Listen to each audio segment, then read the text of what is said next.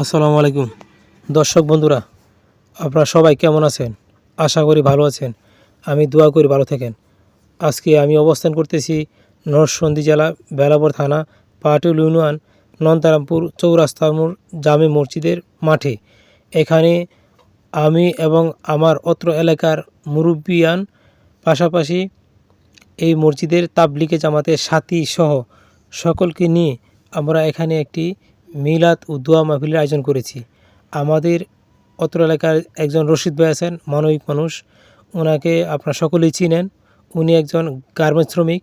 উনি গার্মেন্টস থেকে এসে উনি একটি অটো রিক্সা কেনেন। অটো রিক্সা বিক্রি করে আবার গার্মেন্টসে চলে যান, কিন্তু সেখানে গিয়ে শারীরিক অবস্থা ভালো না থাকার কারণে আবার এসে একটি অটো রিক্সা ক্রয় করেন।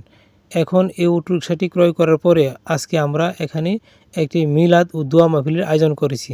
এই মিলাদ ও দোয়া মাহফিলে আমরা সকলে উপস্থিত থাকিয়া এখানে মিষ্টি বিতরণ করেছি। আপনারা সকলেই রশিদ ভাইয়ের জন্য দোয়া করবেন।